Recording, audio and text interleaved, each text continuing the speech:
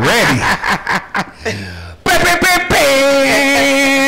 That's the background. We say we were going to try to harmonize. Oh, okay. Yesterday. Let's harmonize. It was just yesterday. I know. Let's do it today. I don't hear anything, by the way. I hear nothing. I don't hear myself. Oh, wait. Nope. That's on. Nope, that's on. That's on. But that's on. She doesn't hear nothing. Why don't you turn us up in the headphones? You hear that? Yeah, I hear that. We're in there. We're all in there, Nika. We're in there. We're but in why there. Can't we hear us? Oh. There we go. Hello? I think. Oh, they can hear us. No, they can hear us. Can Radioland hear us? Radioland can hear us. Everybody can hear us but us. Everybody can hear us but us. Well, we don't need to hear We don't need to hear us. We're here. Look, I'm like, we're here. We don't need to hear us. Somebody was pushing all the buttons last night. That was the problem. Can you hear yourself? Yes. Yeah, you can hear yourself. Yes. Pretty and loud. Right. Loud. Right. Good morning, everybody. Good morning, everybody. Happy Friday. He took the words right out of my mouth. Isn't it? Well, not hard when we say good morning every day. Yeah. So, I'm Nika. That's Zay.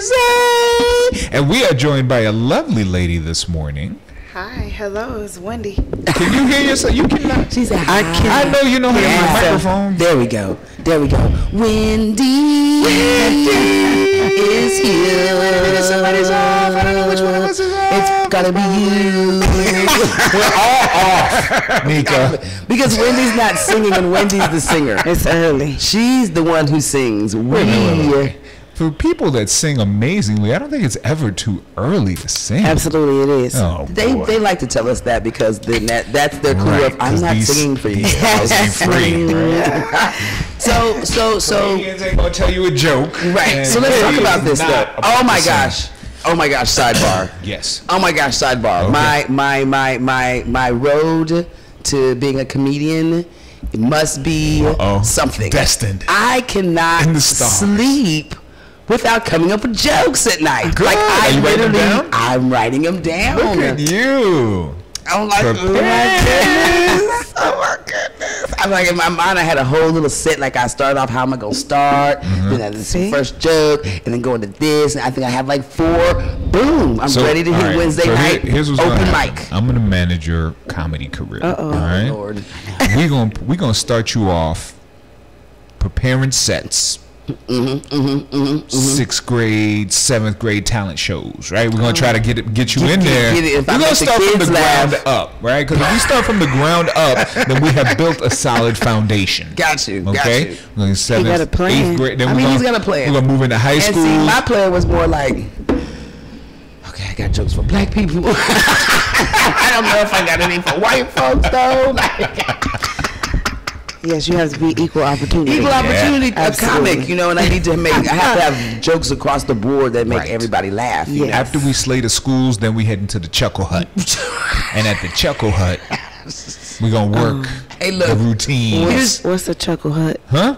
What's the Chuckle Hut? Generic name for stand-up comedy club. Okay. Right. The Chuckle Hut. I felt like I was going to kill at the Chuckle Hut because we ain't got one, so... That's somebody's backyard. Going down, man. Yeah, but I was thinking about jokes. I was like asleep, and then I would just kind of like, and Kitty would be like, "Oh my god, what in the hell?" I just thought of a joke. He's like, yes, and then you did. I almost got in trouble because I was sleeping. What other folks might look like sleep, and then I got up. I started laughing, and I started on my phone. He's like, "You texting somebody at 1:30 in the morning?" I was like, "No, boo, it's a joke. See, you're in it." Wow. See, me and my man were walking down the street. So those are the funniest. The walking down the streets is what everybody kind of goes to, and yet, when's the last time you walked down the street with my dude? Right. Well, we were walking down the street. We never walked down the street. I don't walk down the street. I haven't walked down the street since rappers were singing about walking down the street. I can't walk down the street because my house is up the street, so I could, but I don't. But wow, it's like 102 degrees. Right. So literally, they're doing construction on my house, right? And it's important construction and like the foundation and all this stuff. And I got dogs, and they were like, "We need to get into your house and all this stuff." And I was like, "Well, yeah, ain't nobody here right now, so I'm gonna have to get there when I can. And they were like, well, how far away are you? We can drive up there. I felt so bad by saying, oh, I'm just like 2 blocks up the street. Wow. But I'm not walking. It's hot. Yeah, we went from, we were walking down the street, so I said hello. We went from that to pushing up on the lamb, picking up 50 grand. We are not. But why'd you have to scream in the middle of it? Well, that's what's hot on the streets right now. It is. And you know what? Speaking of, we just talking about music, and Wendy's here and all this great stuff, and she's a singer, and you'll realize why she's here soon. But we lost our great. We talked about it a little bit yesterday. Yeah. So yesterday there was all kinds of tributes and, folks just saying what Aretha has done. But did y'all see what Fox News has done again? That was weird. I didn't. If you ever don't want to, if you ever ever want to be those people that's like, I am not racist, right? Confuse a black person. You don't make these kind of mistakes. Yeah. So the last time they we all look alike, by the way. Yeah. I don't know what they did, but they put up some. Oh, you want to say? Well, you can. I'm gonna say it like you put up some old Patti LaBelle, calling her Aretha Franklin, talking about rest. So you had Aretha in the front, and then that back cover photo was Patti LaBelle singing. It was like, who that's supposed to be? Is that supposed to be Aretha? Because that's Patti. Yeah.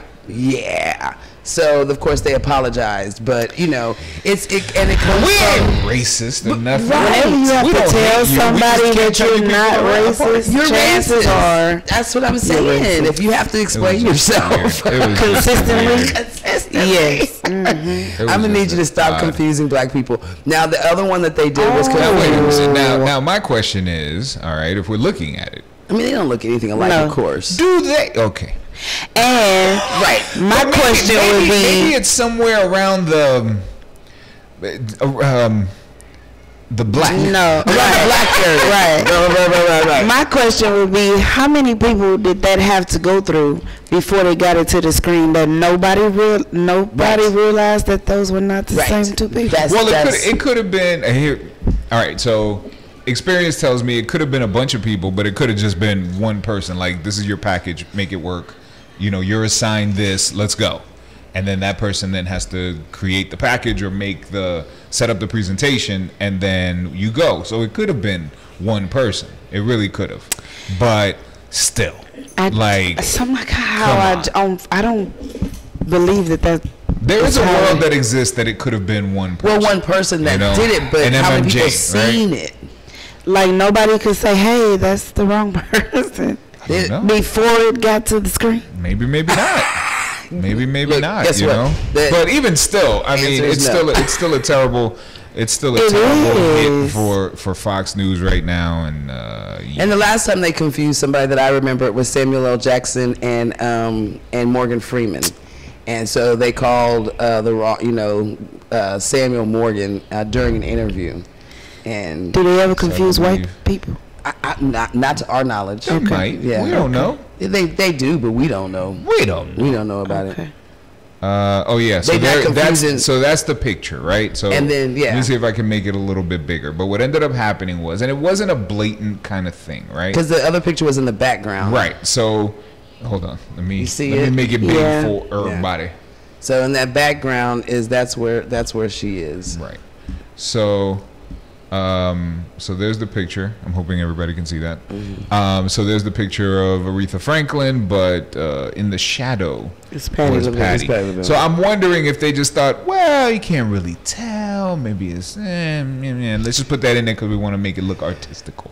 Well, they definitely did that, and I truly believe that someone just thought that was the younger Aretha. Right. That's right, because we as black women and black folks, we have different levels in our look, We do. As the years go on, we do. you know, and there can be times when you 60 and you looking 40, and times when you 30 and you look a little 52. You know, so depending on what was going on in life. So I just feel like they thought that was, you know, one of her younger picks, and they didn't, and they weren't paying attention. Well, the worst thing would have been if they would have used this one in the front. In the front, yeah, right? That would have been horrible. And I'm gonna tell you the other thing too, which we often say, they're rushed to be the first ones to put something out.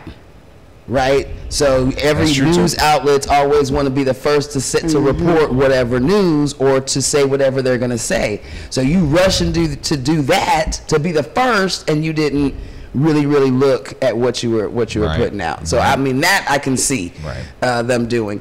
But there was a conversation about the two different responses from our presidents, 44 and 45. So there was the back-to-back. I can imagine. Tell me. So I read 44's was Obama's. His was really Aretha touching. Franklin. And nice, what she's done, what she's meant, what she's brought. She's an icon of America. She, you know, her music brings the feeling of this. You know, all of that type of thing. 45 said Aretha Franklin dead. Prayers go out. He used the word dead, like you know what I'm saying? Like Aretha Franklin dead today. What? I just feel like that is the most, when you say that, right? Yeah. Aretha's dead today. Like that just sounds so insensitive. So that was his post. Aretha Franklin dead today. What an icon or something. Prayers. Yeah. It was bad. Are we still surprised? No. At anything that? No. Okay. I was just working on more joke material. Yeah. Write that down. All right, there you go. There it is. Stuff he says is funny, like, because you can't believe he said it. Right. Funniest of all time. Yeah. So did anybody pull out their records and their music last night and do a little mini playlist? No. I do know that it has gotten... It's okay. So every time, unfortunately, but every time a musical cultural icon kind of passes, they become #1 on the charts again. Yeah, but no, people really go all out. Everybody wants to be a part of the celebration of their life, or everybody wants to be a part of, you know, whether it's chasing likes or or actually wanting to be a part of this kind of public mourning / celebration of these people's lives. Man, you know how many Aretha tributes, you know how many right. Can I just tell you that there was even a dude, I mean, everything from CNN did this whole they dedicated a whole show just to talking to people that knew Aretha. Instead of doing news and talking about Trump, they just did this whole calling people and stuff. And CNN was constantly playing music and doing stuff all night, all day. And every news channel, every other channel, every other social media picture on my feed, whether it's Facebook, Aretha, Twitter, or Insta, was just Aretha Franklin. And people were paying tributes in their own way. Ariana Grande last night on the Tonight Show, she was supposed to perform her song from her album. She ended up performing some Aretha Franklin to pay tribute. Artists from all over the world just paying tribute, singing songs. The next big event that has music will have Aretha Franklin. Yeah, of course. And there was even a dude. I'm reading through the news this morning. So one of the guys from Queer Eye even did a yoga tribute. The yoga? What? Do you know the last time Aretha did yoga? Star Jonathan Van Nuys pays tribute to Aretha Franklin with a yoga routine. Everybody gonna give some kind of yoga routine. I pay tribute. You can pay tribute in your own way, Nika. I mean, I'm gonna pay tribute later with some cake and perhaps. Well, if that's the case, bourbon. Cake and bourbon. We's partying over here at the exactly. However you celebrate. But yeah, this gentleman, just to show you real quick. Please. Look at me, please. Just go ahead and hook that up for me. So this gentleman right here just decided, you know what I'm going to do? This is, I guess he's on the reboot of Queer Eye for the Straight Guy. Jonathan Van Nuys. Wait. And he just decided. Wait. What? I'm so sorry. What? He's on a reboot of what? Oh, okay, so there was a show that was very, very popular called Queer Eye for the Straight Guy, if you remember from back in the day. Okay. Do you remember that show? No, not at all. Right. So basically, basically it was a team of fashion people and hair people and makeover people, and also people that could help you with your home, and designers and stuff like that. Kind of got together, did a show and they all just also happen to be gay. Where they did a show called Queer Eye for the Straight Guy. So when a guy is just a little too disheveled, too rough, too whatever, wife writes in like, "Hey, could you please help my man. He doesn't dress right. He's always and they came they would come and make him and his life over to be a little less, dickish, right? So that show had a massive run on one of those channels, and now it has gotten a reboot on Netflix. So they just recently started doing it again, and he's one of the guys from that. So he did his little yoga routine. So that yoga that we just saw, them splits and stuff and twirls, that was to an Aretha song. That's what I was going to ask. Was he playing Aretha in the background? Because I didn't know if he was going to spell Aretha. Right. A-R-E-T. Okay, here's a hard one. H. Sorry. I didn't know. I was waiting. But everybody trying to be part of it in their own special way. Absolutely. Yeah, doing a little yoga. God bless them. It's what you do, man. Man. So being a singer, Wendy, there is one other headline though, real quick. Oh Lord, what did Trump say? The man says that Aretha Franklin worked for me, claims Trump. Did she? Did she?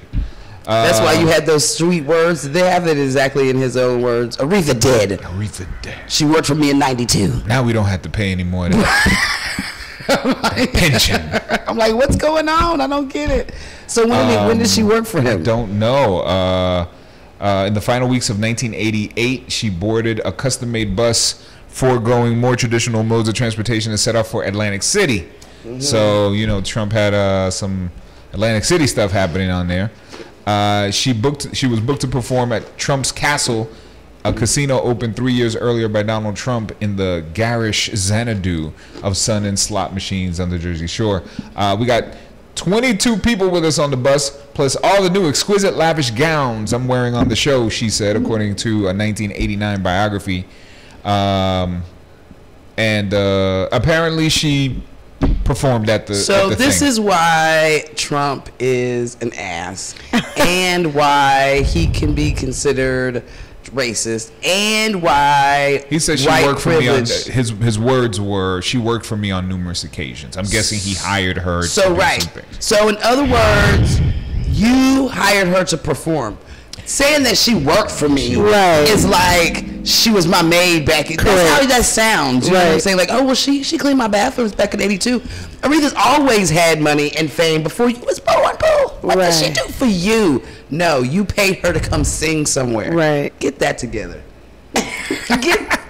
I'm so mad about those words. Yeah, she worked for me on numerous occasions. So I hired her on numerous occasions to come sing. I hired her. Or how about I contracted she her. She sang for me on numer's occasions or something. Because she didn't sing for his ass, she sang for them people. No, she sang for that check. She sure did. Let's get these words right. I need them to get it together. That's why I don't like Trump. That's why I don't like him. Okay, Wendy. Hi. Look at me. She worked for me. Right. Yeah. I'm so mad. So being a singer, talking about Aretha. For a second. Actually, no. Give it back. Wendy worked for me on a couple occasions. Okay. Did y'all see me work for him just now? Okay. I had Wendy work for me on a couple occasions. I had her take something from me and I had to give it back. And it was when we leave, when this show is over, we're gonna need to talk about my check. Yes, for the work that I just did. We don't have to talk about compensation. Compensation. I got a good joke about that. I got a good joke about that too. I'm telling you. I got a good joke about that. Okay. Anyway. So, you're a singer and all this great stuff. How long have you been singing? Yeah. Woo. And people gonna look at me crazy because I'm not that old. Right. I've really technically been singing for like 35 years. 35 years, and you're 36. I'm 40. So at 5, yes. You were busting out. Yeah. You were that little girl. Well, I kind of didn't have a lot of choice. Like, I come from a singing musical family. Mm-hmm. And so, you know, when I was growing up, kids didn't have a whole lot of choice, and you did what you was told. Right, sure. And you was told to sing. So when my mama said, I need you to go sing this song, that's just what you do. Yeah. Yes, ma'am. Yeah. There you go. Yeah. So I've been singing for a long time. Yeah. And I feel like you were just born to be into church. Yeah. Because your last name is Godly. Right? I mean, your name is Godly? Yes. So Wendy Godly? Yeah. I love it. She's trying to break into that R&B, but the name is holding the back. Well, technically, so let me tell y'all how that happened, because it was really not something that I did, right? So you know how on Facebook you can have whatever name you want to have. Right. And so for whatever reason, I don't remember, I changed my Facebook name from Wendy Godly to Wendy Cronita. Cronita is my middle name. And the first time I was going to perform at the Lions Den, Derek Wilson, who runs the Lions Den, he just pulled the name from Facebook. And so that's how people started calling me Wendy Cronita. Oh, how funny. Yeah. So we just kept it. Yeah. So I love it. I love it. So being that you sang in the church since 5, right? How was it to, and I'm sure you still have to deal with it, but how was it when you first said, I'm going to sing something other than gospel? It's probably not gonna be what you think. I thought I was gonna get a lot of backlash too. To be honest with you, Miss Nika, I haven't gotten any. You haven't gotten I haven't had anybody say to me anything like you singing the devil's music or you a hypocrite for singing R&B. I haven't had anybody say that to me. And I think what it comes down to, it's really more about the way you carry yourself wherever you are. Yes. So I do my best to be the same person no matter where I am.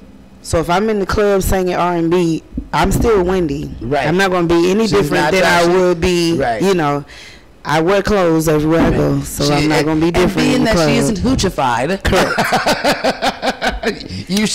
There should be a respect level all the way across the board. Right. And I have to say also that my team who works with me to put my sets of music together, they know me very well, so they know there are certain things that I'm not going to let come out of my mouth, certain songs that I'm not going to sing, not necessarily because I don't want to upset the Christian community, but because that doesn't represent who I am. Right. It just doesn't make you feel right even put it out there. And I think that it's important too, because we always talk about putting stuff into the universe, right? And then being a representation of stuff too. Right. So it's harder when you are talking about something that you don't believe in. Correct. You know, and you trying to give it to them with it. Right. Right. You know, because they'll come and tell you, now she do it because when she sang that song, she sang it, which means she do it, you know. And what I tell people all the time is that whatever audience you're in front of presenting your craft, the one thing that people are not is stupid. And so if you don't believe in or you don't feel what it is that you're giving to somebody, they're not going to feel it either. Right. And so if I'm up here singing a song to you that resonates with that doesn't resonate with my spirit at all, you're going to be able to tell the difference. I'm going to be able to feel that. Yeah. So what is, do you prefer one or the other, or is it all just music? It's hard to say a good gospel song is just music, though, because you know it changed your life.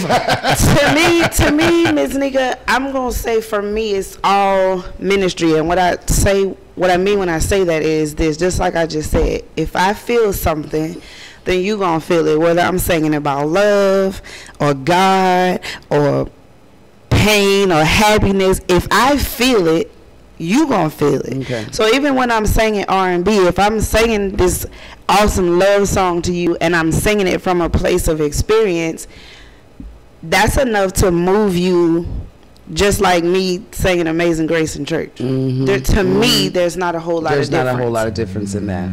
I like that. I like that. Yeah. I do, because again, there's difference in music and what's being said, but I've always said a good song, a really good written song, is one that the person can put whoever they want to, right? So you could be singing about God, or you could be singing about your girlfriend, and I could put God in there, right? And I always use me and my girlfriend, and people used to sing that song and talk about their girlfriend, and people used to do. Meanwhile, he's talking about a gun, He talking about a gun, you talking about your girlfriend, right? Because you don't know no gun.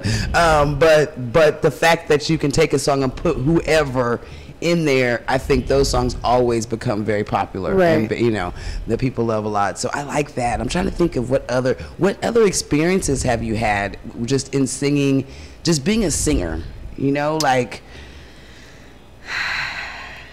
I've been very blessed and fortunate to be in a lot of different places with different people.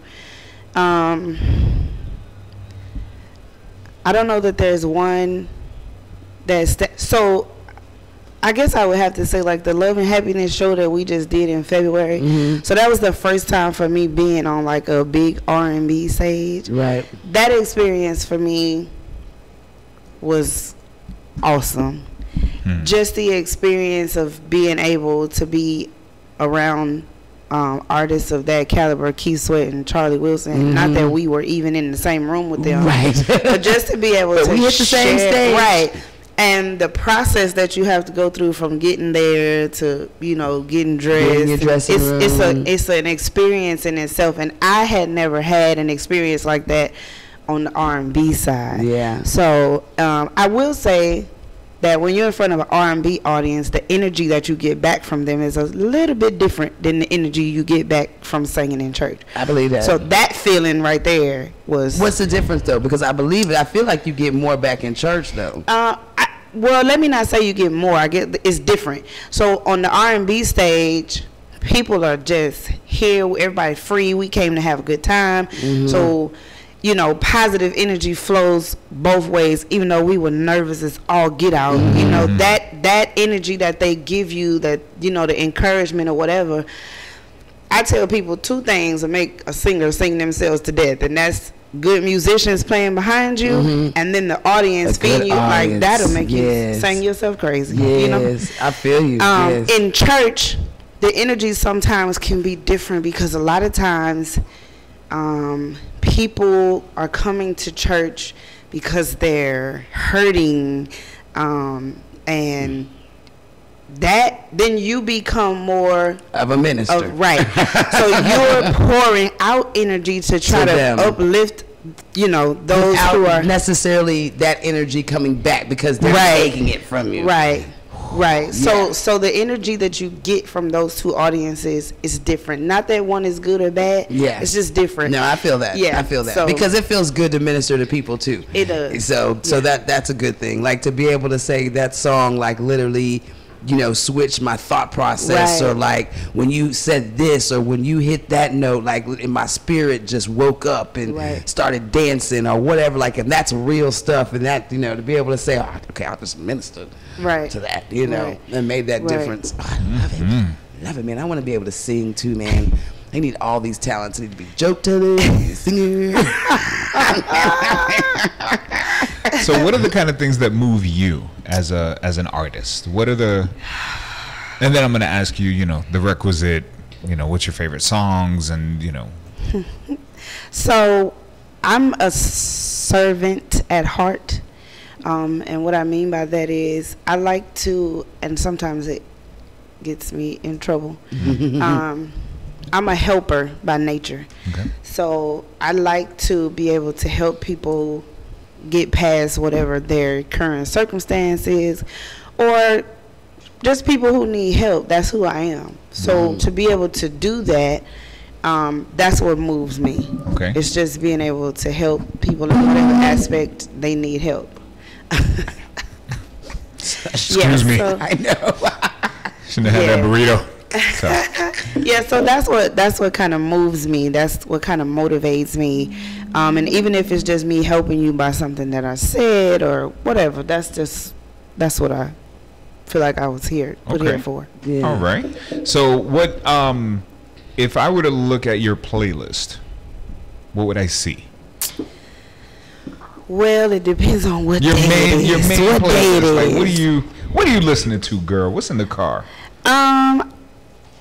It really depends on what day it is. I have a lot of playlists. So on a day that I need to be like motivated and whatever, I have like Brandy, Alicia Keys, all on one playlist. 90s roll. Yeah, but then I'm also raising 3 teenage boys. Okay. So I also have another playlist. Is there some trap music on there? Yeah, kind of a bit. So you know, we listen to Kendrick Lamar. Chance the Rapper is my favorite, so we listen to him. My kids tell me, "No, Mom, that's not Kendrick Lamar. That's J. Cole." You know, I'm not always able to keep them straight. Right. And then on Sundays, we in the car, of course, listening to gospel music. I grew up quartet, so we listen to a lot of quartet music in my car. Okay. So it really, really just depends on what day it is. I want to be the quartet. What was the last song that made you cry? The last song that made me cry. I'm not a crier. Okay. I mean, if I'm crying, it's something like really, really wrong. And my friends like Mary and Monica will tell you, like, if Wendy is crying, somebody getting ready to die. Something's wrong. Now Monica, she woke up today and something just went the wrong way, and she might shed a tear. But yeah. Oh, that's awesome though. Yeah. Tell me this: what kind of music do you listen to when you feel a little frisky? I mean, I listen to love music. I listen to the Isley Brothers, Do you got Tyrese Tank. What was it? The Sex Draws tape, mixtape. What did they call them back in the day? The slow jams. Slow jams. No, there was some sex draws in there. Throw your panties on the floor. Mixtape. I don't know about no sex draws. Mixtape. They were slow jams. I know all about slow jams. Was called? I don't know about sex draws. I don't know about the drawer. Yeah, the sex drawers. That's what. I don't know what they doing in Garden Ridge, but maybe it wasn't called sex draws. I don't know. Maybe that was just at my house. I don't know. But yeah, okay. So okay. She's versatile, people. I'm just wondering. No, but you got to ask sometimes. Well, you don't have to, but sometimes you want to ask because different people have different tastes. Let's be honest, y'all. It could be the love song. We're in a different time. So that's what I want to know. Who is making love to booty popping music? I feel like there's somebody out there that like is like, yeah, baby, we finna get it in, and they put in the thing, and they like, what just happened right now? I don't know. Somebody does. There are also people that like to do it like in a nightclub atmosphere, right? So they'll put on like nightclub music and have lights and stuff. And my gosh, people are doing it like that. Yeah. I mean, I guess it's just about whatever gets you there. Gets you there. Right. Now, let me ask you this, because this is a question. This is a real question. I got a question. It's a real question. Don't be looking at me like I'm crazy. Ask your question, girl. The church people play gospel? Play gospel? So listen. I mean, it's a real question. I want to know they get it into. I don't think they do. Go ahead. I don't know if you guys know who, and I don't think she'll mind me saying this. I don't know if y'all know who Reverend Lamel Taylor is. Okay. She used to be a teacher or the principal at Sam Houston High School. She's also a very prominent gospel singer minister. Oh, yes. And one time when she was preaching, she said, like, sometimes church people need to be real, about stuff that happened. She said, when I'm getting ready to make love to my husband, I don't want to listen to no James Cleveland. That ain't what we do. I'm curious. Like, do they go on? I'm going to say no. Okay. Hold on, though.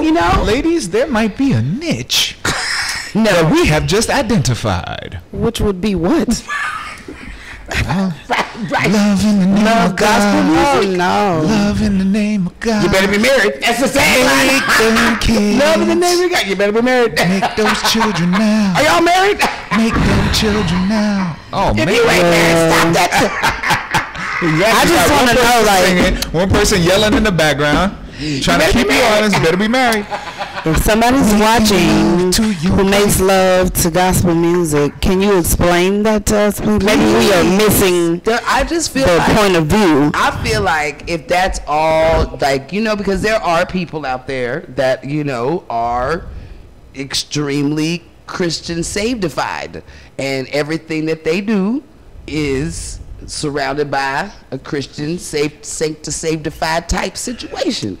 So a few weeks ago, weren't we talking about whether or not, you know, the thank you Lord, being appreciative, and thank you God for this food, thank you God for this. So the women wouldn't say, women wouldn't say thank you for the sex, but a man might. Right. Thank you. So I did. Right. And the men did say that they did say that. They was like, I didn't thank the Lord a couple times. A man might say that. You look down and then you look up. Thank you. Thank you so much. A man did say that, but look, check this out though. I did run into some chick who should be an aspiring comedian, because that little routine really had me cracking up. And actually, she was a comedian, and she was talking about how she had to thank the Lord. She's like, I go to church, but you know, at the same time, I still be doing stuff, you know.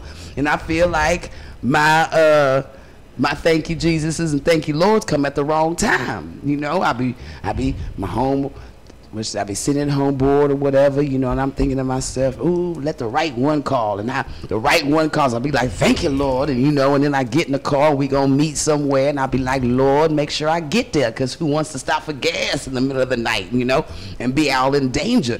And then she gets to wherever she's getting to, and she'll be like, ooh, I don't think I got some protection. She finally kind of, Lord, thank you. You know what I'm saying? She went through the whole booty call and all the different times that she thanks the Lord because something's went smoothly on the booty call. Right. Cracked me up because, of course, nobody puts that in perspective. But I'm sure people are like, ooh, a condom, thank you, Lord. Well, I think people get offended by things that don't necessarily bother God. If that makes sense. I think sometimes we take ourselves too seriously. Could you repeat that? Yeah, we take ourselves too seriously. Sometimes people are bothered by things that don't bother God.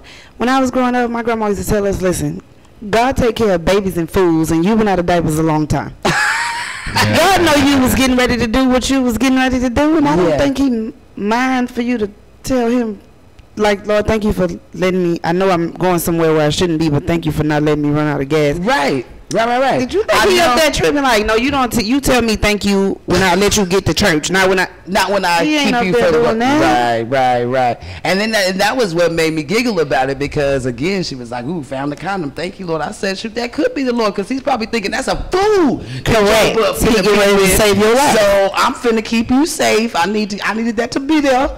So your fool butt, who was not paying attention to me when I told you to stop talking to him, will not get pregnant by him, right? Like, to me, or you will not leave the booty call with something that you can't give back. Right. I mean, perspective, right, boo? I'm just saying. People get on my nerves sometimes. Sorry. That's good stuff. Worried about things that God ain't even worried about. Like, God ain't tripping about that. That's people stuff, you know, that we do. We try to put God in a box, like, this is who God is and this is what you have to. That ain't who. No. Yeah. Girl, don't you get me started. Okay. We don't want. Don't get me started. You gonna be doing a sermon for real. Up in this thing this morning. Okay, so what is a good? Let's do this. Let me tell you why Wendy's here real quick. I'm not gonna we gonna keep her a little bit longer, but let me tell you why she's here. She is actually the entertainment at the Leave 'Em Laughing comedy show that's happening in September. We already talked to Bobby, and we are gonna hit everybody in this show to come and visit us and see what's going on and see what they're doing with life. But this here is your entertainment for the night, so you'll actually get to hear her sing some R&B side, right? Yes, ma'am. I don't think this is a. I look at the lineup. This can't be a church lineup. You don't know. This can't be a church lineup. Some of them have seen a church. Yeah. No, they have seen them. All of them go. But it's just all of them go often. Laugh with Faith tour. You know, it's funny, right? But the funny thing is that most of the people that think, like, you think these folks is crazy, right? Like, man, Delisha Ellis, wild with it. Nika, she crazy. You know, so-and-so, whatever. Yeah, we all be up in church. Bible studies and Sunday services, right. You know what I'm saying? So, usually your craziest ones, we good. we getting the word, don't worry about it. That's why we feel comfortable about being crazy. Right.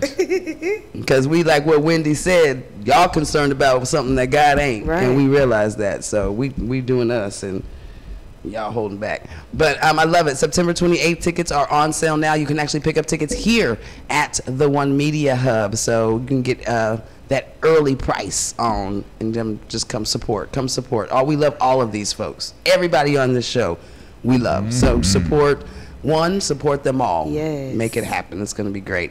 So let's talk about something like relationship-y, because it's Friday. It's Friday. And it's cotton candy.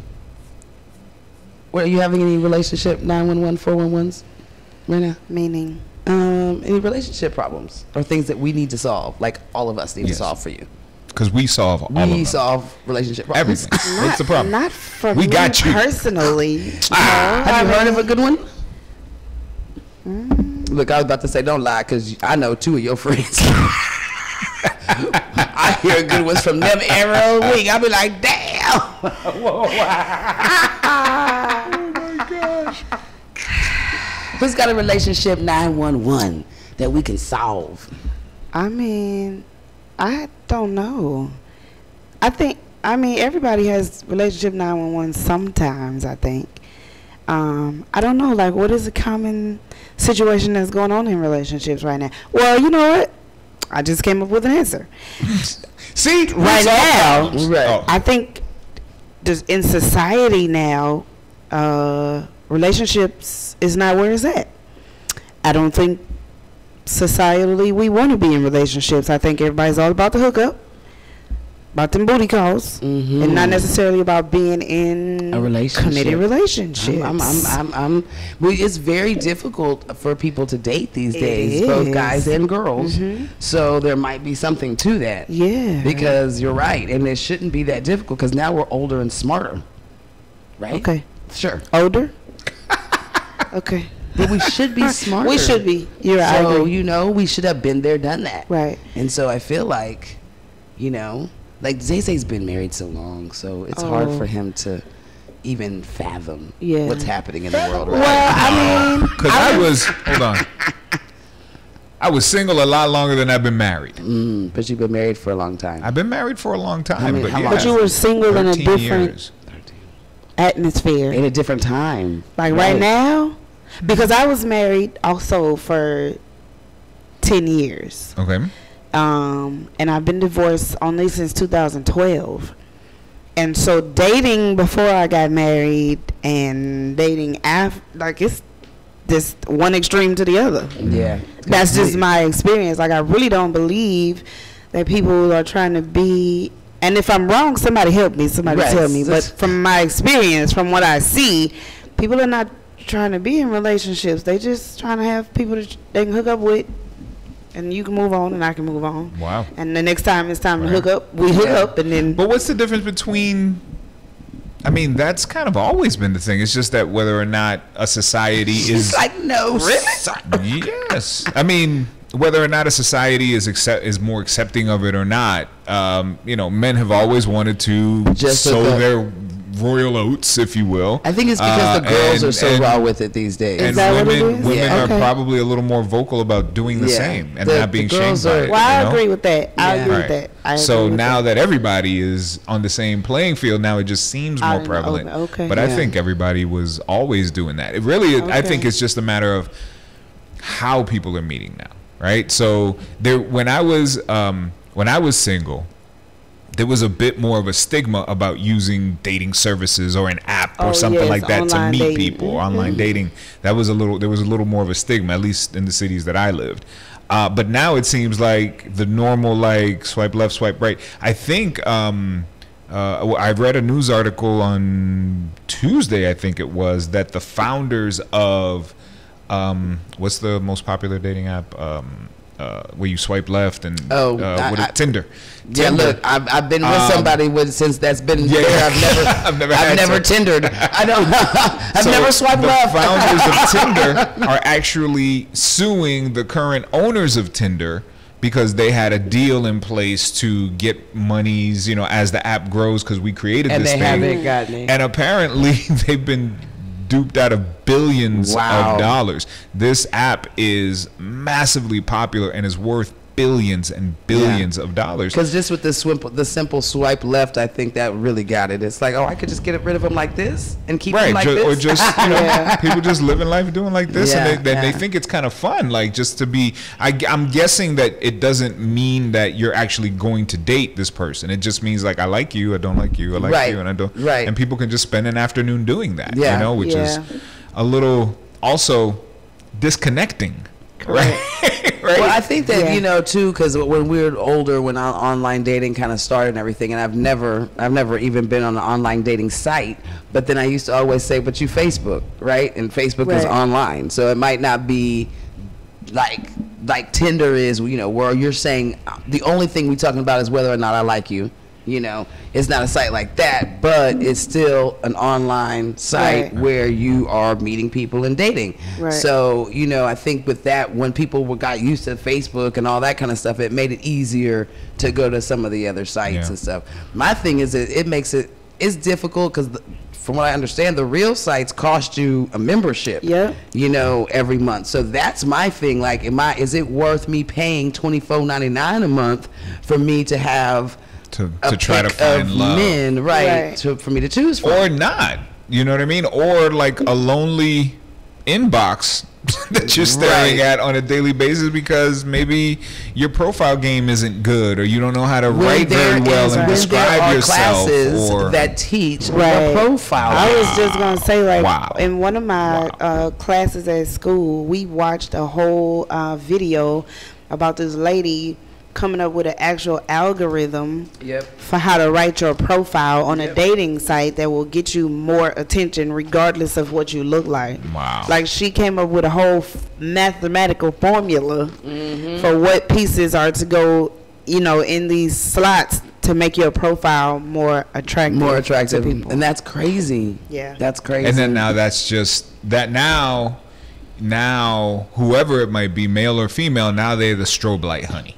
Right, because this is how to look good, and even maybe with a dash of deception and a dash of that's what I was gonna say. So is that catfishing? Is that catfishing? Well, yes and no. I mean, catfishing, I think, is when you're totally just saying this is me and that's not you at all. And that's not you at all. That's just a complete lie. But when it's just about the right angles, when it's just about saying the right little things to push the algorithm, when it's just, now you the strobe light honey. Yeah. Right? But and we always say that, we laugh about that like on the internet and online dating and stuff, but shoot, that's real life as well. Yes. Because who said the joke, who's the biggest liars, men or women? Everybody goes men. But then you like, well, with a woman, you got to wait till you actually get her home and get her to take a shower so you can figure out if that's the same woman. Right. Because we got everything that's not real. You're not that tall. Right. That's not your hair. Those aren't your. So there's all and we watch those videos too on Facebook and YouTube of, your natural skin or whatever looks like this. But by the time you finish contouring and drawing on eyebrow, you somebody totally different. Well, don't get it twisted. There's a lot of that stuff out there for men too. No, there are. To men to groom just properly. Like your hair is not really your hair. My hair is my hair. Okay. Yes. Yeah. This is that looks real natural. Yeah. This skin is my stuff right here. Since my stuff I was a child. No. But I mean, for grooming and for just how to pick up women, how to say just the right things, how to get them to like you within the first 30 seconds. Yeah, like the movie Hitch. Will Smith. Yes. And it's about male makeover situation. Like, look, you are not getting any attention right now, so follow these tips so that you can get attention. But men also become kind of pigs about it in some way, because the extreme of that is also like there are guys out there that have millions of followers, right? and all they do is teach you how to get women from different angles, in the sense, not like invest time and quality and conversation or anything like that. This is all about like coming up with terms like negging a woman. What is negging? And a negging is like negative compliments. Oh, you look great for a skinny girl, or whatever. And then what happens is they are just teaching you how to play mind games to get the person interested in you. So that's not right.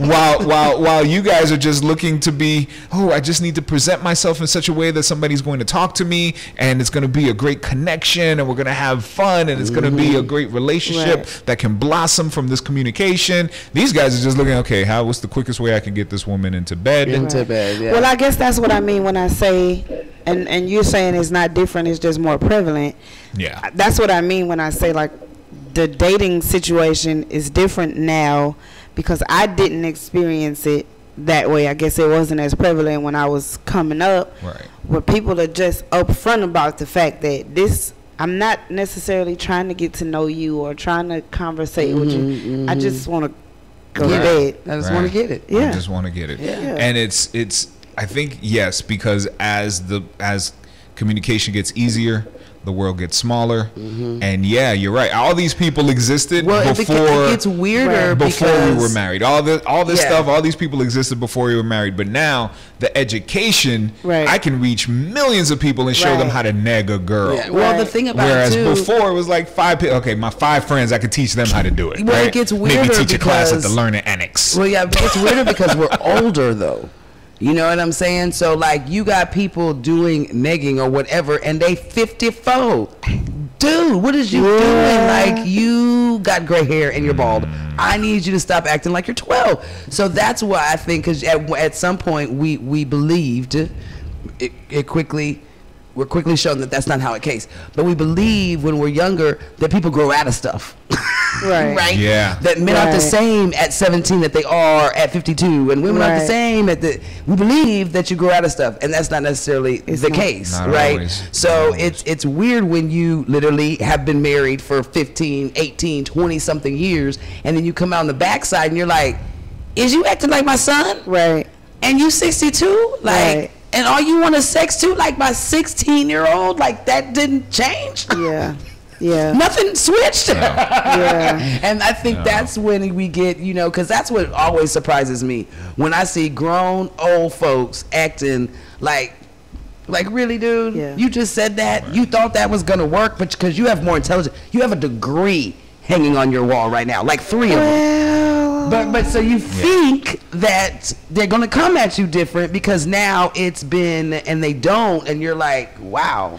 Well, a degree don't necessarily equal common sense. No, it don't. It don't. I know very smart people who are not. That are idiots. Yeah, I know. I say it all the time. You said that, does not equal maturity, and that's where right. And people get older, but they don't grow up necessarily. That's where people need to. That's the difference, right? And so you can be mature in different areas of life. So I'm super mature when I'm at work, but when I step in this bar, I then became like what the hell happened? Right. It's like weird. I don't know. That's what always gets me. And you know that there is a disconnect when it comes to how men perceive a situation and how women perceive a situation, right? Perfect example of that is how a woman can go to a nightclub because she wants to dance, right? And a woman can go to a bar because she wants to have a drink. Right. Men do not go to dance clubs to dance, right? That's why, I mean, since I've been married, I've probably been in a club a handful of times, and always with my wife, right? There is no reason for me to go to a club. Right. I do not because men perceive it as a different thing, right? Right. Why do I want to go I don't want to. If I want to dance, then maybe I'll take a dance class, or maybe I'll go,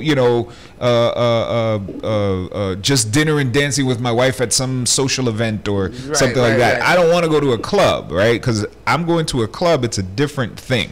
Right. I'm going there to be surrounded by hot women who are dancing and listening to loud music and drinking. Well, I don't drink. you know, DJing makes listening to loud dancing work, and if I'm trying to relax, I'm not trying to do that.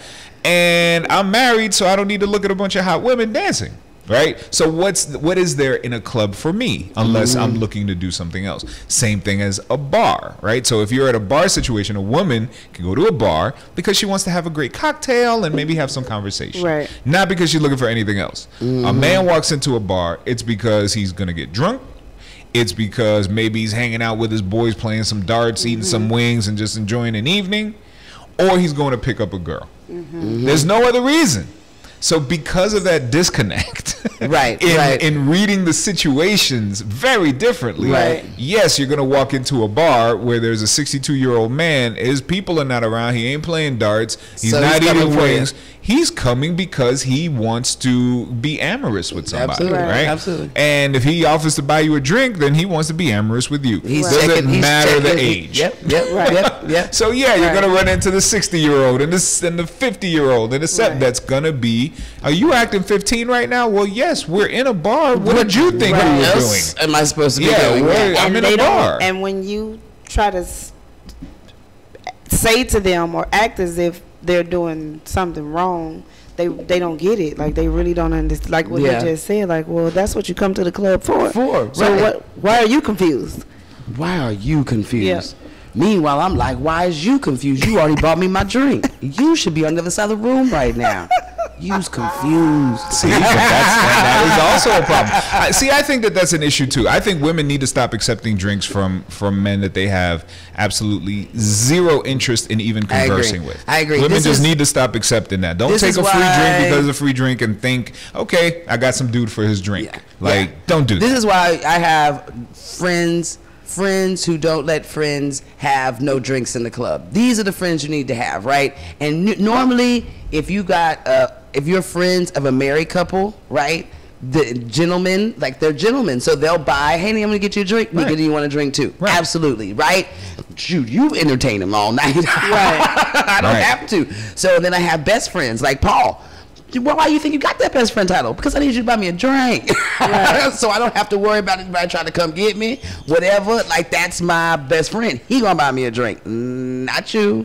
Yeah. I don't know you. You don't know me. And you don't know what's at my house. I mean, and another thing so that you have can always say, no, I have a drink. I'm always comfortable. Yeah, if I don't have no money, I got drink buyers. And you have to be careful nowadays too. And I think about this a lot, again, because I'm raising teenage boys. Like, sometimes people don't have the best intentions. So accepting drinks from people in 2018 might not be the safest. And you know, we be in our 40s and 50s and stuff. You don't think nobody can drop because they didn't do that drink when we was. No, I mean, I'm sure they did it, but it wasn't as prevalent as this date rape situation where people put stuff in your drinks and. You know, you wake up 2 days later in Cancun and you don't know how you got there. I'm just saying, because right now I think they just be throwing them like, who did hit? What cup? Yeah. Okay, go get that girl. Like, they just be like, toss them up.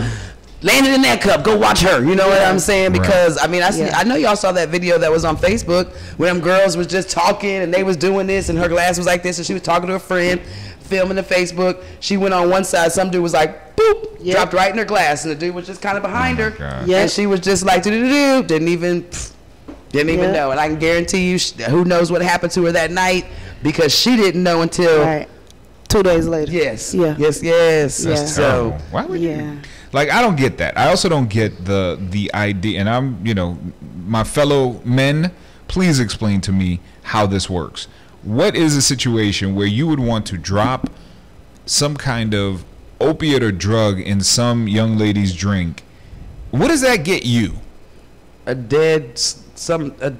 don't want to say it out loud, but you know what I'm saying? Like I don't understand what that gives you. A girl like this, and then you go home. If you're with that person, then okay.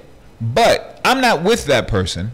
I'm walking by and just in that girl's drink. What does that do for me? Well, that's what it's doing is you're now. So now what they do after they do that is they just hawk you, right? Yep. Until you get to the point where now, I messed up and I'm whatever. Right. So then they start talking to you. Now it's like, oh, are you okay, honey? Okay, well, let me get you to the car. And you don't have any like, to say no or whatever. Right. Let me get you to the car. So they get you and then they take you to the house and now you're passed out. Right. So now so basically the bad thing about it is that the question is, why would you want to sleep with not only just a stranger, but a passed out stranger? Right. You know, that's not doing anything, because it's not like the pill turns you horny. Right. You know, and you're like, yeah, I'm gonna get up. You know what I'm saying? Don't do that. Quite the opposite. Yeah. So now you just passed out. So literally I'm sure there's been men somewhere with women flung over their shoulder because they had to get them to the car today, wherever they was going. Yeah. So yeah, that's the question. Why would you want to do it to literally a still, as they call, dead F, you know, and how does that make you feel good about yourself and life and what you doing? So we got a couple of comments on the feed. One is going back to the guys that teach the techniques on how to get a girl in bed. Zaynan says none of those techniques actually work. I've tried them all. None of them work unless you're physically attractive or have money. I feel the best technique that works is being yourself and focusing on having a genuine conversation. So that was a guy, right? That was a guy. Okay, so you're right and you're wrong. Those techniques did not work because they're attractive. When you're attractive or have money, don't be both. Don't be both. When you're attractive and or have money, that was it.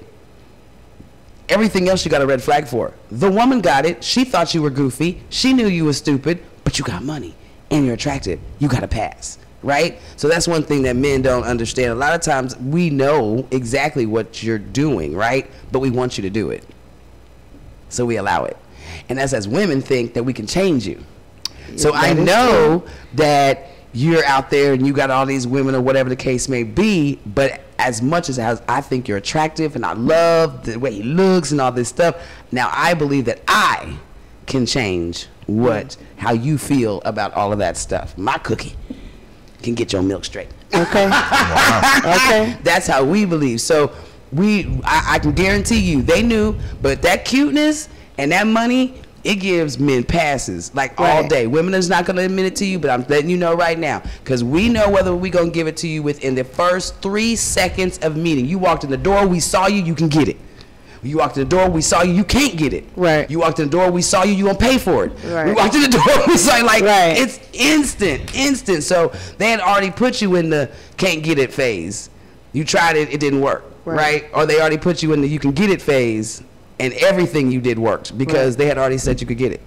And I think because of that, the latter part of what he said about he thinks it's just good for you to be yourself and have genuine conversation, oftentimes, like, you never even get to that point. Right. Because of what she just said. Like, I can tell by the way you walking towards me, don't come over here with that foolishness. So we're not ever going to get to that point of having conversation, because I read you 2 seconds after you walked in the door. Yeah. I see. So it's there's a whole lot of reading happening. A guy just walks in. Yeah. You know, the only sign we read is woo. It's great. That's the only sign we read. We don't know. It's that go light. It's that go light. We don't know anything else. You walk into a room and we're like. And we give you go lights. Okay. Yeah. And don't hurt them. Those exist. You said somebody you meet you and then they can't get off of this right here, and then y'all just met. Oh, you're so funny. Oh, thank you for me. Oh, that's a go light. Yeah. By the 6th touch, that's a go light. That's the number if you want to. Right. Excuse me, ma'am. Could you please stop touching me? Thank you. Just telling you, terrible there's certain things that are go lights. You know, the lady put her feet underneath the table on you like that old school and stuff. Oh yeah, that's a go light. Yeah, go. Well, that's just yeah. I mean, go. Yeah. But some of y'all don't even know that. I'm sorry. She was kicking me the whole night. Right. The table was so small, she kept kicking my leg. No, she was telling me you can get it.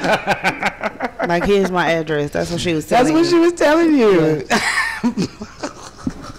Yeah. I am reevaluating every Just saying. every situation I've been in right now. How many of these people kept kicking me? Right. I was telling you, go. You're not listening, go. No. So yeah, most definitely. If you're attracted to somebody, man, all the rules go completely out the door. Yeah. Like there are no rules. That's why when love, they be like, there's rules, but there's no rules because love. And that's the thing. If I'm attracted to you, whatever, it don't matter. The money don't matter. The this don't matter. Right. The work don't matter. The where you live don't matter. Nothing matters. Just you loving me back. Right. That is true. That is true. Yeah. What is the difference? Excuse my ignorance now, but what is the difference between DMing somebody and texting them? Not a damn thing. I know the community. So my I guess what, because are women like less likely to give out their personal phone numbers right now? So it's like you got to hit me on social if you want to be. Right. So that's what it would be. At least I'm gonna say for a period of time. For a period of time. Because I don't know you. Because I don't know you. You can DM me. Right. Without having any of my personal information. I see. And then if it doesn't work out, I don't have to worry about you stalking me. Because I can block you on social media. Right. I mean, and technically you can block somebody from texting you as well. Yeah, but they still have your phone number. Right, exactly. Calling you late nights. And they can call you from other phones. And right. Yeah. Look at me. Right. So you be like, really? So I think that's DMs. You can get rid of that real easy. Mm-hmm. Okay, mm-hmm. I see. I thought that there was some kind of extra. She answers my DMs. You know what I mean? Like there's like an extra achievement there. Like if you're DMing a really attractive woman, you know that a lot of guys are trying to be with her, but she responds to you, then that makes you special. All right. But I don't think that's. I think that can happen without, other places than just DMing. Yeah. I mean, if you're getting attention from somebody that everybody else is trying to get their attention. Yeah. And you get their attention, I think that can happen in a club, on a text, in a DM. Sure. Absolutely. I think the expectation, or maybe expectation is not the right word. I think what people think about when you say somebody DM'd me, that's a hookup. Mm-hmm. I think that's the connotation that goes with somebody DMing you. Mm-hmm. I could be wrong. They're trying to be with you. It's too. not. Well, because it's like, hit me up in my DM. Right. It just sounds so dirty. Right. Right. Just sounds dirty. So right. I feel like it is connected to that. Like, don't hit me up in the DM, just message me. Right. Same stuff, right? Right. But it just sounded different. I need you to touch nothing near my DM. And you leave my DM alone. I think part of it too is, and somebody tell me if what I'm saying ain't right, is that for people who might be in relationships. Oh yeah, hit me up in my. When you hit me in my DM, there's a way for other people not to be able to see what's going on in your DM. Like you're the only person who can see that. So your spouse or whatever might not necessarily know that somebody's in your DM. Yeah, we do. Yeah, we do. I'm so just Shanita says, texting, you can be truepeoplesearch.com. Now I'm gonna tell you something. Oh, is that one of those websites where you find information about people? This is what happens with Facebook. See, Facebook does stuff that'll mess up your life, right? Yeah, like share your information with the whole wide world, and you'll say, think you're DMing it. You'll think you're DMing, and you can even hit private message, so that way the message just doesn't come up, right? But women are smart, so what happens is that you DM and you send private messages, but women look at comments on your feed and likes, right? So if the same hooch done liked too many of your posts and then commented on too many of your comments, and then they see that picture in the DM or anything, all you got to do is hit it, and that private message comes up with everything that you thought you deleted or put away. Sometimes Facebook just reminds you that you got some. You got 18 private messages unread, and it'll pop up right when, oh, you got 18 private messages unread. Look what Facebook said. Let's see what that is. These messages. Together. It'll mess up your whole life. You thought you done had it all straight, and then Facebook reminds you about the 6 people you hid right at the wrong time in life. Try to tell you, been there. Okay, so hold on. Been there. If Facebook can mess your whole life. Look, he taking notes. Like, let me. is Don't do that. liking your messages Right. and commenting. Yeah. Yes. And it must be, now look, let me tell you something. So that's a conversation now. Hey girl, you know I like tell you, you right? Don't like none of my stuff. So Don't this is comment nothing. what Right. people I this hate is you. what people will say.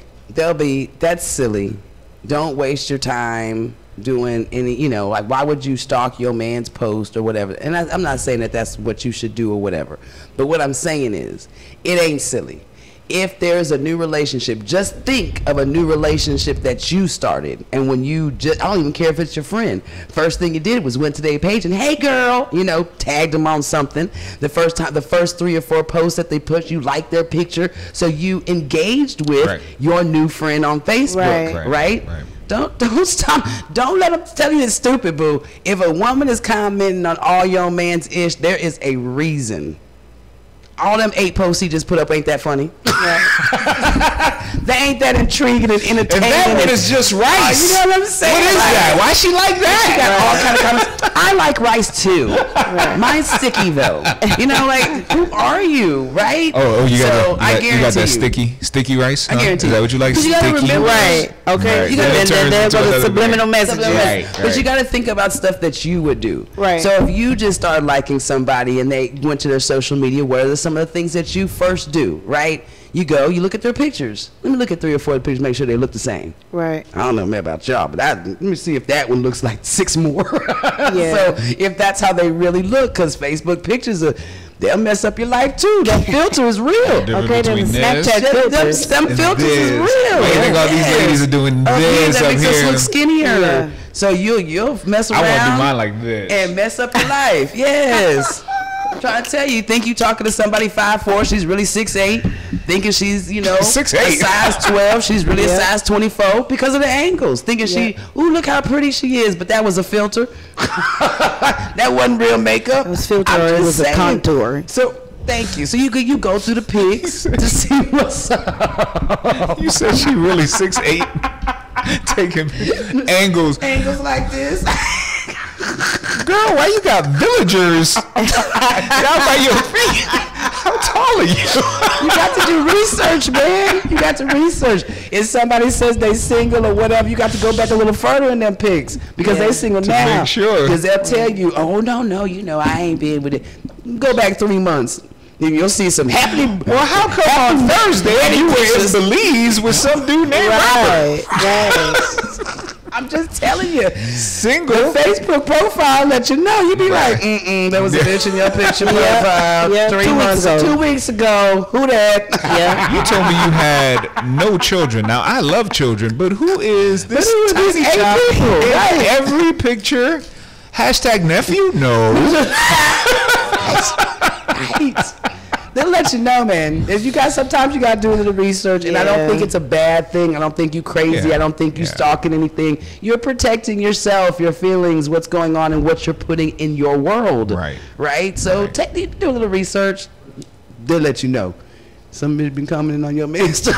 You Yeah. might want to holler at her. Yeah. How you I doing, mean, and bro? we saying men, but I mean And vice same versa. thing. versa. Yes. With women as Gentlemen, well. look up I'm just all of saying. yeah, like why and it shouldn't be a surprise either, because if you go and apply for a job, they're doing it. They're Right. looking at All all day long. they're not Yes. gonna DM you, but they're on all your socials. Yes. Like, ooh, somebody See? like to drink. Right. I'm thinking she won't make it at 6 a.m. every morning. You know, and I think we don't take I that can't have her seriously working enough here either. at Seagram's. Yeah, like these employers out here. I'm not ever finna tell y'all who I work for, but the employers out here, they don't play. Like they will not hire you Based on your social media. because of stuff that's on your social media. So you get angry with somebody and you blasting them, cussing them out on Facebook, or like she said, you at the club every Saturday, every Sunday night, just out there. chances are you're not going to be at work on time, or you're going to come in here inebriated. As many times as I done inboxed my little brother, if you don't take that weed smoking pic off your profile, stop it. Yeah. Stop getting on live smoking blunts while taking a crap. Stop it. Or you get the job, and 6 months from now, you piss somebody off at the job. Oh, yeah. They go find something that you did in 1992 on YouTube. Yep. And send that to the whole company, and now you got a problem. Yeah, you got a problem. And that happens at every level. Yep. There's people losing their jobs at every level over some old social media. Look, one of the biggest examples of that in recent days was the director of Guardians of the Galaxy was fired by Disney for some old tweets that he had back in 07 or something like that. Whoa. Yeah, like, or not 07, but like 6 years ago or 5 years ago or something like that. Yeah. Some old tweets where he was making fun of or whatever, or, you know, and they call it racially insensitive. He never took them down because he's like, look, you know, this is my growth over the years. You can see over here I was a butthead. Over here I was, you know, a little more enlightened. And now, you know, I'm a grown-ass man that doesn't think like that anymore. But, you know, he's like, hey, this is like my life, you know. I'm not going to start deleting stuff. But no, there was a little bit of an outrage, and he was fired. Wow. And from directing Guardians of the Galaxy 3, he's not doing it. Wow. And then even the actors were all like, wait, if it wasn't for this guy, these movies wouldn't be this amazing. And some of them were like considering, should we leave too? Just because to make we a don't stand. Want to make a stand. And a lot of them, they sent an open letter to Disney, like, look, you know, this is why this is like this. And then all of them. Batista was like, I don't think I'm going to do the next one. And he's one of the main guys, you know, one of the Guardians. And in the end, I think it was yesterday, Disney was like, yeah, nah, we're not going to bring him back. So let me just understand. Damn. You can be fired from Disney as a director of a hit movie series for some tweets that you tweeted how many years ago? 5, 6 years ago, whatever it might be. Yeah. But you can run the country. Yes. And do what you do now on a daily basis. 3 or 4 times a day. Right. Okay. Well, see, because some people care about perception, right? So when you deal with a company like a Disney or any of these movie companies, really, it's about perception. It's about bringing in as many people as possible and making as many people as possible happy at the same time, right? So if you have was a very difficult thing to do. It's an incredibly difficult thing to do. So perception is very important to them. So you can't have, you know, for the same reason Roseanne can't be on TV no more. That's Disney too, right? Same reason Roseanne can't be on a Disney show anymore. Well, ABC is owned by Disney. It's the same thing. It's like, okay, well, that's how you felt. Okay, you got to go too. But I guess my point is, but nothing. You got to go. You're right. It is so about perception. I get that. But however, how is the president any different? Right. Well, because he was elected for being that. So his perception is different. The perception is that he is that person. So he can continue to say it, he was elected as that person, versus, oh, I'm cool, I'm sweet, I'm Zay Zay, kissy face, and then tomorrow you looking at my old tweets on some old, you know, crazy Nazi stuff, and then you're like, whoa, we can't have this at the one. Like, you can't be some Nazi dude sitting here acting like you're this, but you're really this, right? So that, I mean, I guess I get that, but he was always that. Right, but exactly what he said, I guess would make me choose that over that, because he was able to grow to a different place, and he grew up, he matured, and now he's somebody different. Yep, a lot of people agree. A lot of people agree. Even Disney fans and fans of the movies were like, "No, bring them back." And man, like, I'm huge with the whole, like, whatever it is that you is, like, say what you is and is what you say. Right. You know what I'm saying? I had one point, we had a co-host on here, and he was real big on celibacy, right? For single folks and stuff. Obviously, don't be celibate and you're married. That's not going to take you anywhere. I was trying to sell that, Nika. Right. That's not going to work listening, well, you know. But now she ain't gonna let me. Yeah. I don't know what's going on. I don't know what's going on with that. But he was real big on celibacy, and he would always, you know, preach that, you know, this is why you shouldn't, and woo woo. And anytime we got into little sex conversations, he would give us his side of the whole celibacy side. Well, that was on the air. Now, of course, you know, put him in the club somewhere. He acted like he was the first one to try to get rid of celibacy. You know, how you doing? How you doing? How you doing? Yeah. How you doing? Somebody take this away from me, you know, kind of thing. So it was very confusing. You know what I'm saying?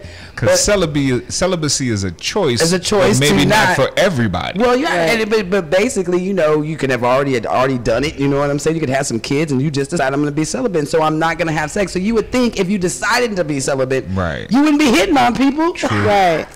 Right. Oh my God. Drunk, that don't even make no sense. Like, I'm confused. But anyway, long story short, it got to the point where he got some. Right? He got some. Kissing it is not doing it, Nika.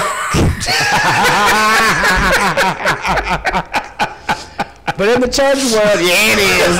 Okay, yeah, it is. So, and you know what? Yeah, it is. So yes, so he ended up. He broke his celibacy, right? And so he got there the next day and everything, and we on our conversation, and he was about to jump back in and like, nah, man, you can't be doing. I said, ah! Rewind. Hush, shut her down. Right. Shut her down. Right? You are not finna keep. Right. You can't. You're not allowed. Right. This is I not. said, so you have two choices. Right.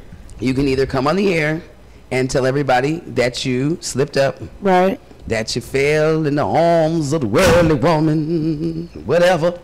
That you apologize, you feel bad. Well, you know, usually it turns into a sermon. I felt like that. And then what happened was, you know. But so you know, come in, and do whatever you got to do. But you have to be honest with right. it. I believe in this. But I'm weak in it, right? So you know, so I got weak and I fell, but I know that this is what I need to do and what I want to do. So with y'all's help, please pray for me. I'm getting back on the right track. Yeah. Then you can continue to talk about it. There you go. Right. But you is not allowed to come in here and act like you didn't go get you a cookie last night. Right. And try to ask people to do something and ask you're not people able to do. Now I want cookies. You know? As do most. Sorry, people. that's a different thing. You're not allowed to do that. You know what I'm saying? Right, because that, and I said that is the main thing. I said, you're my church guy in here, right? So we always wonder why people go away from the church. Yes, why they're ma'am. not showing up at the church. Why you got to talk so negatively about the church. And the first thing anybody's going to say is because you judging the heck out of people. Yeah. Right? Yeah, you up in here every morning, not saying that you judging, but trying to steer us in a direction that you fell, and then you want to come in here and act like you didn't fall. Right. That's the reason why people run from the church. Nah, man. Come in here and be honest. Say what it is and say, I can't wait to get back on Sundays to give me another good word to help me get through another 7 days. There you go. I mean, because at the end of the day, this is just what I say. Like, whatever your spiritual belief system is, everybody doing something. You know what I mean? Mm-hmm. I think what happens is people pick on the mistakes that they can see. Yes. Like, I can't necessarily see a lie coming out your mouth. You know what I mean? So I can't necessarily like judge you for lying if I don't know you lying. That's right. But if you're doing something that I can see, I call them surface sins. Right. If I can see you that. You drink, you smoke, you have sex, and you're not married. Surface sins. Right. Mm-hmm. That's what I think makes. Usually, I didn't know I could have them on the surface. Yeah, well, I call them surface because everybody can see it. You know what I'm saying? You can see, people see that you're having sex, but you're not married. We all know you're not married, but we see that you have this man or whatever that you're living with. We can see it. Right. We know that you do drugs, and those drugs are illegal. You know, so we can see that type of stuff. So I call them surface sins. But my biggest thing is, man, what about them things that people don't see? Right. Because the biggest thing that people preach is what you do in the dark should be the same that you would do in the light. That's where your integrity comes from. That's where the type of person you are comes from. Right. So that's what I'd be looking at. I mean, like, man, everybody got them surface things. We all got it. That's the humanness about us. You know, that's the weakness of whatever it is in whoever's situation. But that's stuff that we learn in being a good person, not bringing people down, helping other folks. Like, what part of the word are you doing in there when I'm talking about church, folks? That's what I want to know. I want to know that. Who do you help today? If you can tell me that you are a true Christian that goes to Bible study and church on a regular basis, and that you believe in the word and the Lord, and you don't help at least one person outside your family, on a regular basis. You don't teach somebody outside of your circle something on a regular basis. You don't give or plant a seed to somebody outside your circle. I'm questioning what you learned. I mean, and remember those seeds and plants and stuff are very. You got to even be careful with that, because there are people who are doing all of that stuff for perception, to be seen. No, you're right. No, absolutely. But your intention, your motive is just as dirty as you know. Dirt. So I feel like that comes to the. I feel like that soon will come. Yeah, but you're right. But that's soon. Yeah. That's why I always say, "What are you? If you doing something for the intent for the people?" Because you could be doing the bad intention. But if we just helped 55 kids get fed, or get some backpacks, or get a scholarship to school, then I'm gonna let Lord worry about your bad intention. Right. But we gonna celebrate these 55 people that you ended up helping. Right. You know, so I have to look at it that way too. But I mean, and I mainly mean when I'm talking about them Christian folks that be in the church all the time that want to talk about somebody who ain't. Right. You know. Now I want to know what things you're doing to uplift the kingdom. Not just to get your check marks because you go to church. Correct. Then we can talk about this Christianity thing. Right. Then we can have a conversation, because there's too many people, like you said, ain't doing nothing but just sitting in the pew. Yep. Pointing the finger at other people. Mm-hmm.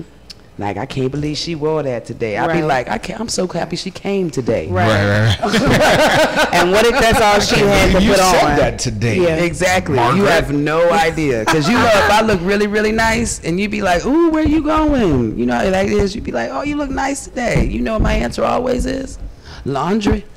All my comfies is dirty, but I had to put on this dress. It's the only thing I had to put on, so that was clean. So, you know, you never know people's circumstances. That's right. Of what's going on. I love it, man. Wendy, I love you. Yes. I wish you the best. Let's talk a little bit again about the Leave 'Em Laughing Comedy Jam. As soon as I can find my thing here. Zay. There we go. That's another cotton candy topic. As soon as I can find my thing here, we can get this started.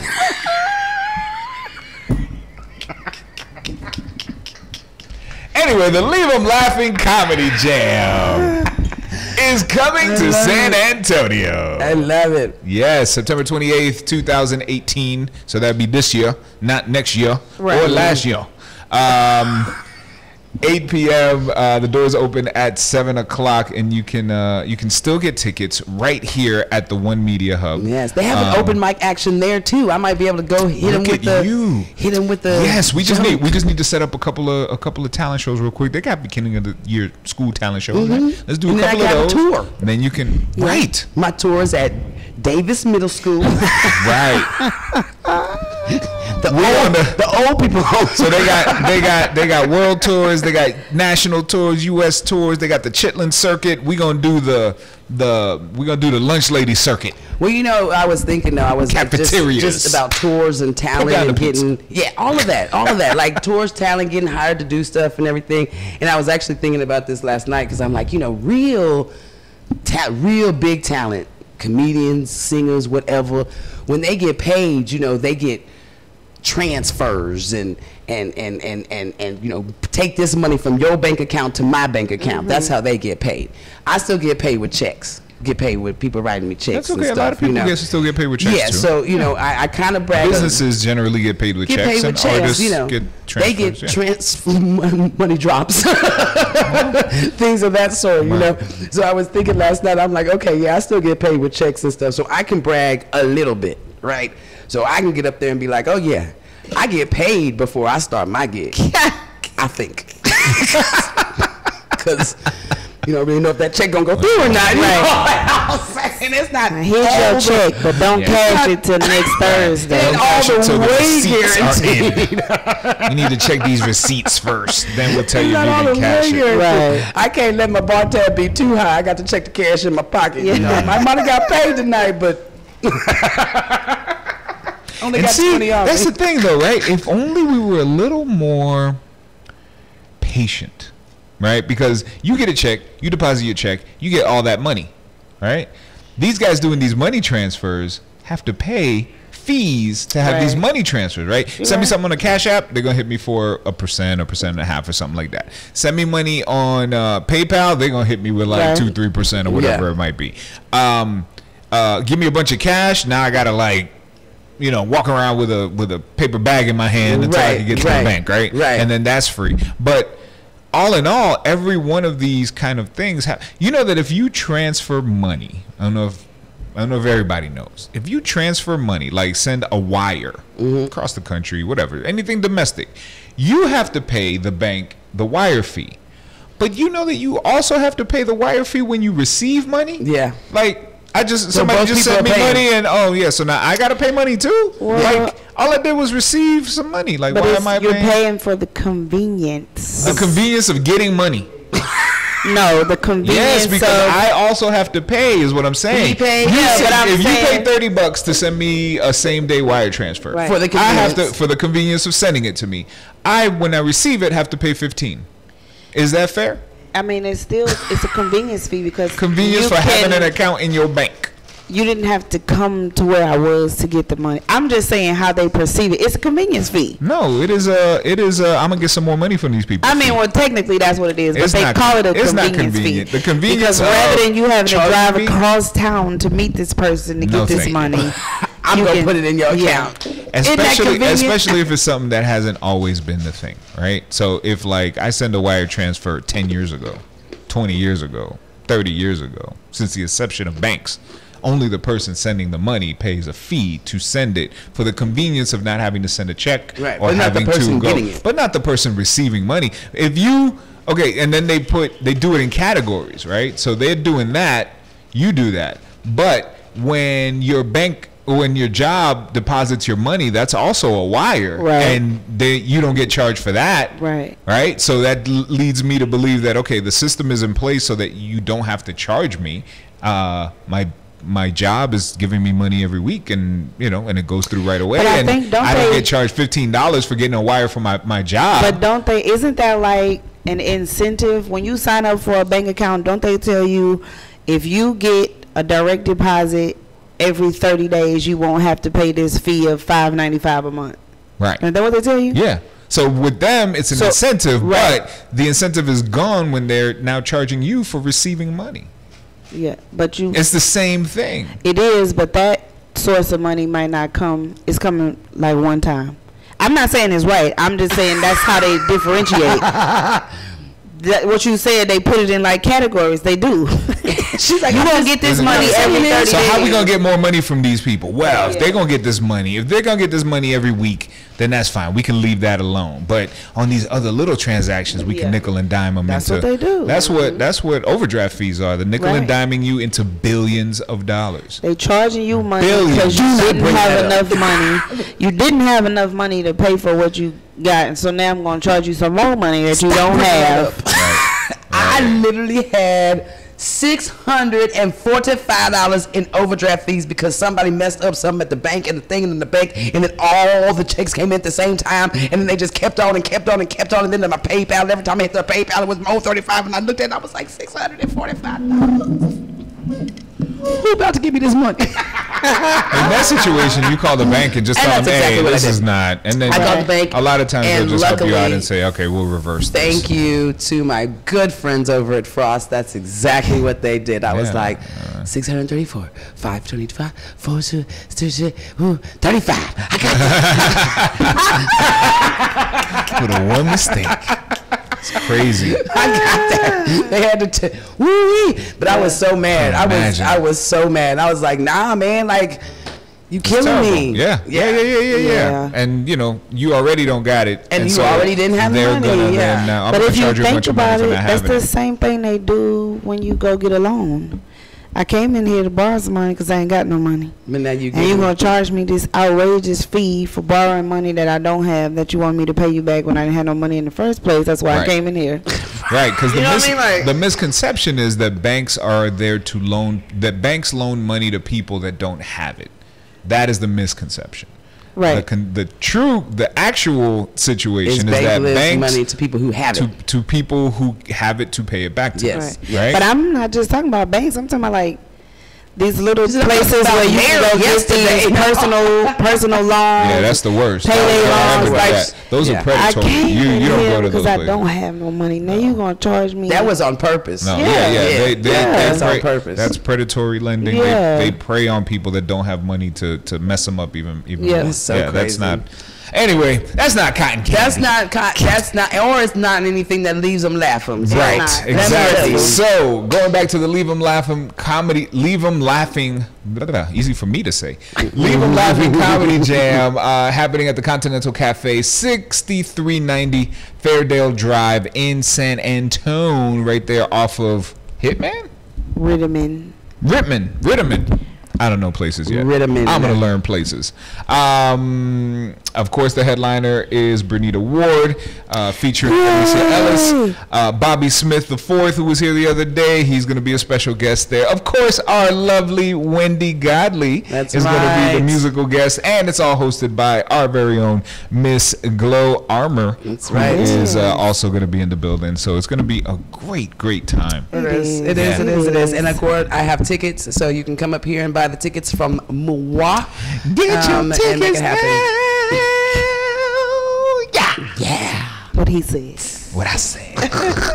And again, we want you to have a fantastic weekend as well. There is stuff going on. Hit up the app, download the app, the One Media Hub, 99 cents. Word. Yes, goes to initiatives. Make it happen. Word. You want it. All the live shows are on there. Giveaways are on there. Your chance to win tickets to Drew Hill and Maxwell and all those great things on the One Media Hub I app. need to know how to win tickets to Maxwell. I'm just saying. I know. Well, she just told us. You pay attention. I mean, She kind just said, download the the app for a chance to win your tickets to go see. These people. The One Media Hub. I'm Yes, just the worried One about Media Hub. Maxwell. No, the And AT&T don't iPhone is not up yet. ever But do it. All my Android people, do it. Yeah. And Yeah. I missed iPhone's it. coming. Android, see do that? it. So I can't even download Here's the the app. problem. Here's the problem. So we announce every week because we are told every week that in the next couple of days, Apple going to get their together and we will be on the Apple platform and in iTunes and you can download. And every week they They hit disappoint me with us. something They else. disappoint us. That's like, oh my God. Oh, so bougie. We don't like blue. Can you take all the blue out of your app, please? Thank you.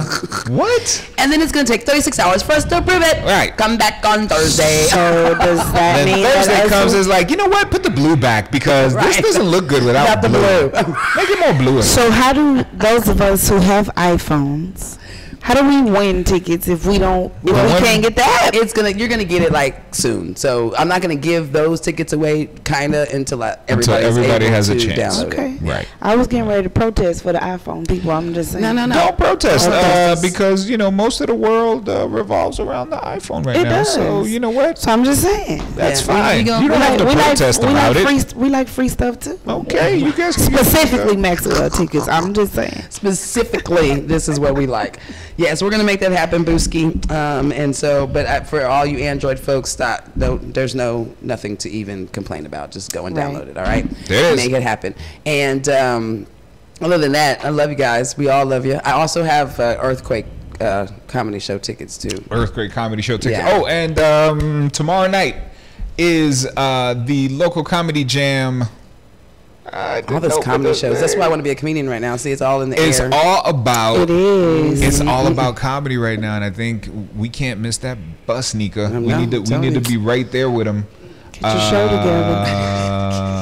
Boom! There it Get is. my Okay. laughs together. Don't forget that tomorrow night is the. What is that? Loco Comedy Show. Was that me? That was you. Did I don't know mess what that you up? did. Anyway, it is the local comedy jam that's going to be taking place at Jokesters 22. There should be some tickets left. If not, make sure to go to localcomedyjam.net and get yours. It's Mike Robles, is Joey Medina. A lot of great things happening this weekend. What else? There was Well, I want to say I want to go to the congratulations events page, but I to broke it. So Walk, I'm sorry. Walk on the River, the movie Yes, premiere that's the that's one. happening at Joe Long Theater. There it is. I'm going to tell you this. Congratulations to our fellas that were here. Completely sold out. Sold out. Nice. Nice. So thank you, community. Thank you, folks. Thank you, people, for supporting and getting those tickets for whatever reason that you did. Maybe you wanted to really learn about the Black history of the Alamo City. Maybe you just knew Born Logic in them and you wanted to support. Yes. Maybe you saw the importance of documentaries and films like this and why they need to be done. Whatever the reason that sent you to that link to say purchase, thank you for doing it. This is one of the examples that I like to put out there to say together we can. Right. This is a 600 seat theater and it got sold out, and that's what should be happening. When we do stuff and we're premiering movies and we're premiering fashion shows and we're doing all these things, we need to sell them out. We need to buy tickets for each other, you know? Yep. I just think it's important, and we go through years of having sold out events and sold out concerts, and so y'all gonna be like, San Antonio, what, they bringing all kinds of stuff down here, because they're gonna see that we want them and that we love them and that we support them, and when they see that, there's no stopping it after that. Right. Ain't no stopping jokes from Nika. Man, when I write them. But don't worry, be stopping she's me now. writing. You know where she's writing? When she's walking down the street. Oh. That's when she writes the jokes. Walking down the street. Bringing it back to the beginning. I love it. Wendy, thank you. Is he opening for you? Is he gonna open for you? I don't have jokes. You don't. I could say, ladies and gentlemen, Nika, and then walk away, and then he's got. See, he's much like glitter. me, where we're funny, gonna be amazing. and we're not trying to be funny per se. You know, that's what makes me be like, I don't even know if I can be a comedian, because then I have to get up there and actually try to be funny. Yeah. Right? Normally, I'm just up there and I just be me, and then it's funny. Just do that. So yeah. So I don't know. We're gonna see what happens. That was a nasty joke. I brought it back. I brought it back. She felt it. I was like, bring it back. No, bring it back, nigga. Bring it back. Love you, Wendy. Can't wait to see you perform. And if you need us for anything, please let us know. Okay. Now, we always like to end every show with a prayer. Would you join us? Sure, absolutely. All right. I should make her sing the prayer. Woo! Jesus. You should not. Bless this day. Do you do the faces too? Yeah, sometimes you gotta make faces to hit them notes. And How you get the bottom lip to shiver though? You know how to do it. Go ahead. Show the people. Show the people. You can't just quiver your mouth. Like you can't just. That is called vibrato. Oh, there's a name to that. There's a technique. A vibrato. You make your voice shake. Okay. I'll allow it. Lord, so help us now. Dear Lord, thank you so very much for waking us up for another day, giving us another opportunity to uplift the kingdom. Thank you for blessing us with this beautiful soul that you have named Wendy Godley, that came to us to just, bring us some joy and some information and her great spirit. Bless her with all the things that she is doing, what she wants to do, put the right people in the right William places. Crushaw, attorney at law, can help you with criminal law, probate, real estate, and litigation, which means DWI's traffic tickets, bonds, estate planning, personal injury, and legal assistance is covered. Check out WilliamCrushaw.com or call 210-233-1559 today. In Jesus' name I say, amen. Yo, it's your boy Bam Bam. There it is, guys. You know what I'm We missing. appreciate you guys. Come here, Make I'm sure always to take taking part it in with all of the wonderful events that are happening this weekend in and around the Alamo City. That's right. But most importantly, keep it classy and keep it sexy. Kissy face. We love Love ya. you. We'll see you guys on Monday. As we discuss issues